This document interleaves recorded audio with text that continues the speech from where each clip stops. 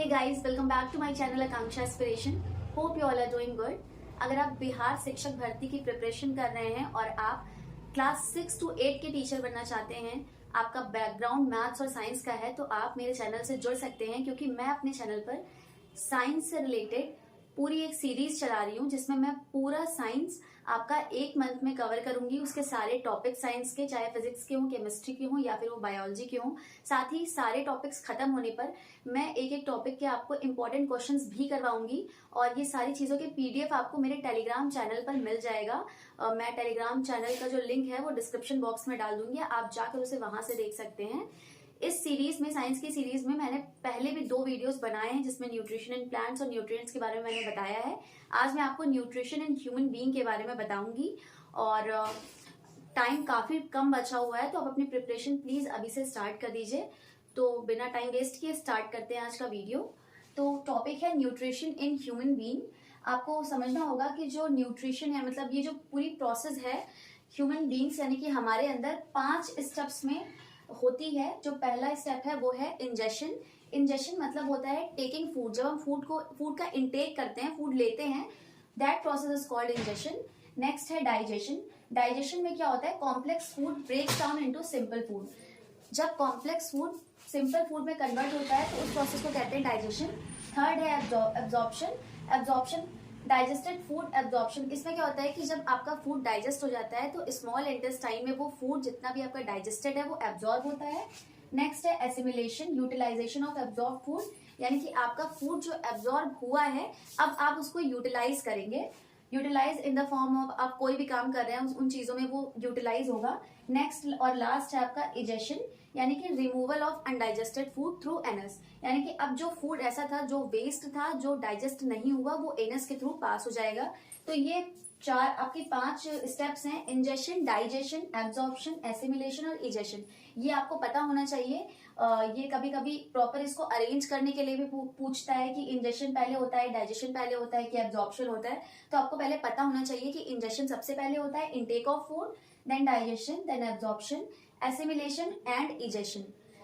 Next अब हम देखेंगे पूरा आपका हमारा जो ह्यूमन बीइंग में जो पूरा डाइजेशन होता है वो कहाँ से स्टार्ट होता है और कैसी चीजें होती हैं, हम पूरा देखने वाले हैं। तो डाइजेशन हमारा स्टार्ट होता है माउथ से, और डाइजेशन जो पूरा ह्यूमन एलिमेंट्री कैनाल है उसको पढ़ने से पहले जरूरी है कि हम थोड़ा सा टीथ के बारे में जान लें, क्योंकि ये आपका क्लास 6 to 8 में ही ये टॉपिक आता है और इम्पोर्टेंट है, क्योंकि कभी कभी पूछ लेता है कितने सेट्स होते हैं जो आपके टाइप हैं टीथ के। उसमें जैसे आपके 4 सेट्स, जैसे 4 टाइप होते हैं, इंसीजर, कैनिन, प्रीमोलर और मोलर। और यही चीजें साथ में इधर भी चलती हैं कि कैनिन, प्रीमोलर और मोलर, यानी कि बीच वाले जो आपके जो सेंटर पे जो दांत होते हैं वो इंसीजर होते हैं।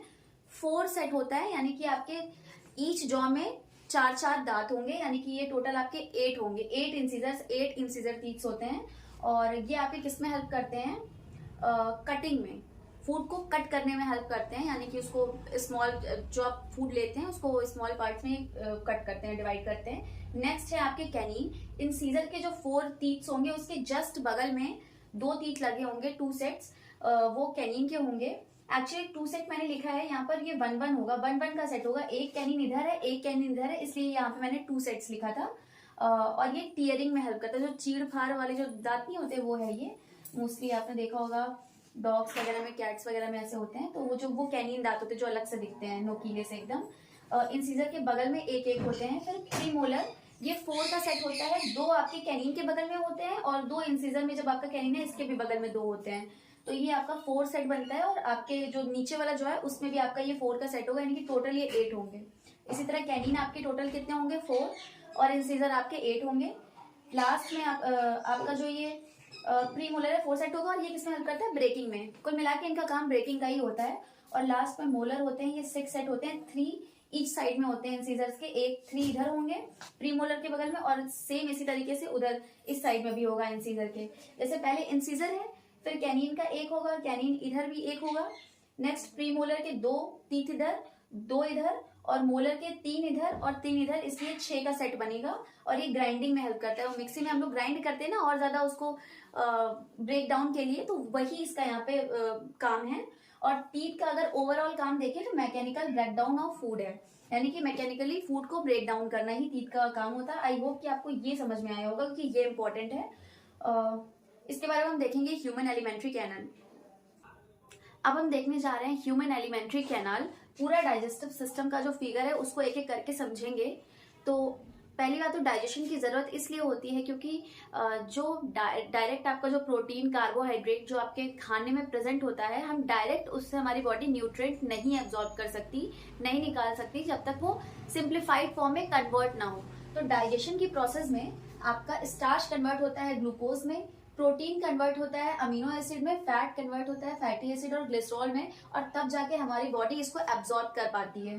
तो ये पूरा स्ट्रक्चर है, इसको हम एक एक करके समझेंगे ह्यूमन एलिमेंट्री कैनाल का। सबसे पहले आपका माउथ है जिसे हम कहते हैं बकल कैविटी। पहले सबका नाम समझ लेते हैं, फिर एक एक करके सबका हम जो भी फंक्शन है उसको भी देखेंगे।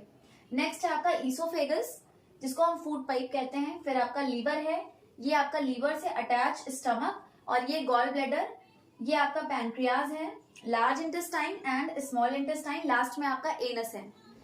जो माउथ होता है जिसे हम बकल कैविटी कहते हैं, उसमें होता है उसके इनर लाइनिंग में सैलिवरी ग्लैंड प्रेजेंट होता है जो कि सलाइवा रिलीज करता है, और सलाइवा कंटेन करता है एक एंजाइम एमाइलेज जो कि कन्वर्ट करता है स्टार्च को ग्लूकोज में, और उसको फूड बोलस यानी कि गोल गोल उसको मतलब फूड आपका एक बॉल की फॉर्म में कन्वर्ट हो जाता है ताकि वो ईसोफेगस से आराम से क्रॉस हो सके। तो ईसोफेगस में होता है फिर पेरिस्टाल्सिस मूवमेंट। पेरिस्टाल्सिस मूवमेंट में क्या होता है, मसल्स पहले कॉन्ट्रैक्ट करती हैं, फूड आपका ऊपर होगा तो नीचे जाएगा, और नीचे वाली मसल्स रिलैक्स करेंगी। तो फूड इस तरीके से धीरे धीरे करते करे, पहले कॉन्ट्रैक्ट किया फिर रिलैक्स, कॉन्ट्रैक्ट रिलैक्स, इस तरह करते करते आपके स्टमक में पहुंचता है। फिर हम आपको स्टमक देखते हैं। स्टमक में आपके कुछ गैस्ट्रिक ग्लैंड्स प्रेजेंट होते हैं जो कि गैस्ट्रिक जूसेस रिलीज करते हैं। उसमें तीन मेन जो आपके गैस्ट्रिक जूस हैं वो है HCl हाइड्रोक्लोरिक एसिड, पेप्सिन और म्यूकस। पेप्सिन का काम होता है प्रोटीन को डाइजेस्ट करना, प्रोटीन को एमिनो एसिड में कन्वर्ट करना, और प्रोटीन को ये जो कन्वर्जन है पेप्सिन जो कन्वर्ट करता है प्रोटीन को एमिनो एसिड में, ये अगर एसिडिक मीडियम नहीं है स्टमक में तो ये कन्वर्ट नहीं होगा, इसलिए HCl ग्लैंड प्रेजेंट होता है, HCl जूस। और जब भी पेप्सिन वर्क करता है तो HCl रिलीज होता है, एक एसिडिक मीडियम क्रिएट होता है उससे, और तब जाके पेप्सिन वर्क करता है। और इसी के प्रोटेक्शन के लिए म्यूकस भी प्रेजेंट होता है जो क्या करता है, हमारी इनर लाइनिंग को, स्टमक को प्रोटेक्ट करता है, क्योंकि HCl क्या है, एक एसिड है, और एसिड क्योंकि अगर मान लीजिए म्यूकस नहीं होगा तो हमारा स्टमक पूरा जल जाएगा। तो म्यूकस की लाइनिंग से हमारा जो स्टमक है वो पूरा प्रोटेक्टेड रहता है, और यहाँ पर आपका प्रोटीन का डाइजेशन होता है। नेक्स्ट हम देखेंगे कि इंटेस्टाइन में क्या क्या चीजें होती हैं, कहाँ कहाँ से आपके लीवर से जो जूसेस आते हैं, पैनक्रियास से आते हैं, वो कैसे आते हैं। तो नेक्स्ट हम वो देखने वाले हैं। अब हमको देखना है इंटेस्टाइन, एक स्मॉल इंटेस्टाइन और लार्ज इंटेस्टाइन। स्मॉल इंटेस्टाइन का नाम भले ही स्मॉल इंटेस्टाइन है लेकिन ये 6 मीटर की होती है, ये ज्यादा बड़ी होती है लार्ज इंटेस्टाइन से, और लार्ज इंटेस्टाइन केवल आपकी 1.5 मीटर की ही होती है। और इंटेस्टाइन को ही साइट ऑफ कंप्लीट डाइजेशन कहते हैं क्योंकि यहीं पर आकर आपका पूरा खाना डाइजेस्ट होता है। तो इसमें स्मॉल इंटेस्टाइन में देख लेते हैं कहाँ कहाँ से कौन कौन से जूसेस आते हैं। सबसे पहले लीवर से आता है, आपके बाइल डक्ट से बाइल जूस आता है और बाइल सॉल्ट आता है, और ये क्या करता है, फूड को एल्कलाइन बनाता है। अभी तक जो स्टमक का जो फूड था वो एसिडिक हो गया था, आपको पता है, क्योंकि पेप्सिन आपका एसिडिक मूवमेंट में एसिडिक आपका जो होता है एनवायरमेंट उसमें ही वर्क करता है। लेकिन अब क्योंकि यहाँ पर जो पैनक्रियास से जो जूसेस आ रहे हैं, ट्रिप्सिन और लाइपेज, वो आपके बेसिक जो आपका एनवायरमेंट होता है उसमें वर्क करते हैं, इसलिए बाइल जूस क्या करता है, उसको बेसिक बनाता है। और पैनक्रियाटिक जो जूसेस हैं वो आते हैं, आपके 2 जूस हैं, एक तो ट्रिप्सिन है और दूसरा है लाइपेज। ये ट्रिप्सिन क्या करता है, प्रोटीन को कन्वर्ट करता है अमीनो एसिड में, और लाइपेज कन्वर्ट करता है लिपिड को फैट में, और ये पैनक्रियाटिक जूसेस हैं। और यहाँ से सेमी डाइजेस्टेड फूड भी आपका स्टमक से स्मॉल इंटेस्टाइन में आता है, और उसी पर ये फर्दर वर्क करते हैं पैनक्रियाटिक जूस और लीवर जूस।